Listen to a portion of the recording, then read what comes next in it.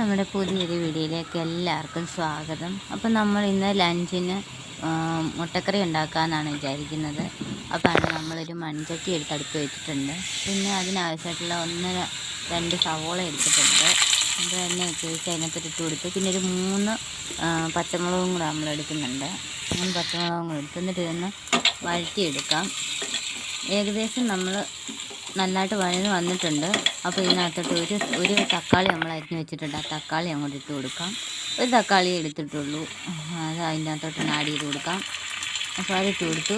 ഇനി അത് നല്ലതായിട്ടൊന്ന് വഴന്ന് വന്ന് കഴിയുമ്പം തക്കാളിയും ഉള്ളിയും കൂടെ വഴന്ന് വന്ന് കഴിഞ്ഞിട്ട് നമുക്ക് ഇച്ചിരി മുളക് പൊടി, ശകലം മല്ലിപ്പൊടിയും കൂടി ഇതിനകത്ത് ഇടുന്നുണ്ട്. പിന്നെ ഇച്ചിരി മസാലപ്പൊടിയും ഇട്ട് കൊടുക്കുന്നുണ്ട്.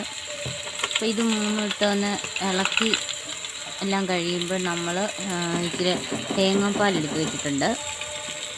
അപ്പോൾ നമ്മൾ തേങ്ങാപ്പാലൊക്കെ എടുത്ത് വെച്ചിട്ടുണ്ട്. അപ്പോൾ അതുകൂടി ഇതിനകത്തോട്ടൊന്ന് ഒഴിച്ച് കൊടുക്കാം. നമ്മൾ അല്ലാതെ വെള്ളം ഒട്ടും ചേർക്കുന്നില്ല, തേങ്ങാപ്പാൽ മാത്രമാണ് ചേർക്കുന്നത്. അപ്പോൾ അതിൻ്റെ തേങ്ങാപ്പാൽ നമ്മൾ എടുത്ത് വെച്ചിട്ടുണ്ട്, അതുകൂടെ അങ്ങോട്ട് ഒഴിച്ച് കൊടുക്കാം. വേറെ അല്ലാതെ വെള്ളമൊന്നും ഒഴിച്ചിട്ടില്ല. എണ്ണയ്ക്കകത്താണ് ഉള്ളിയെല്ലാം കൂടെ വഴറ്റിയെടുത്തതിന് ശേഷം പിന്നെ തേങ്ങാപ്പാൽ നമ്മൾ ഒഴിക്കുന്നത്. അപ്പോൾ തേങ്ങാപ്പാലൊക്കെ ഒഴിച്ച് ആവശ്യത്തിന് ഉപ്പുമൊക്കെ ഇട്ട് കൊടുത്തിട്ടുണ്ട്. അപ്പോൾ അത് നമുക്കൊന്ന് തിളച്ച് വരുന്നിടം വരെ നോക്കാം. എന്നിട്ട് നമ്മൾ 2 മുട്ട എടുത്ത് പുഴുങ്ങിയൊക്കെ വെച്ചിട്ടുണ്ട്.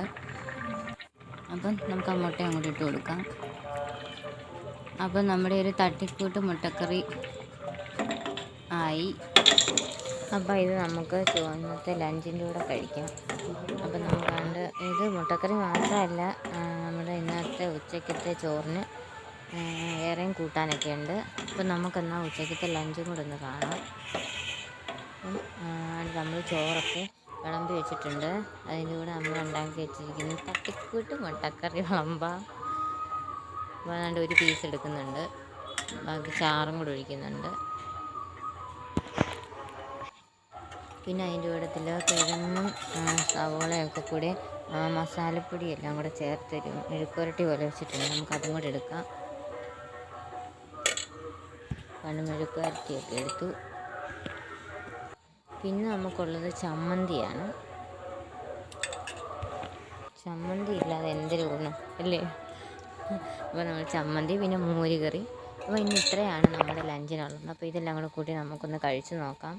അപ്പോൾ എൻ്റെ വീഡിയോ ആദ്യമായിട്ട് കാണുന്നവരെല്ലാം സബ്സ്ക്രൈബ് ചെയ്യാൻ മറക്കല്ലേ.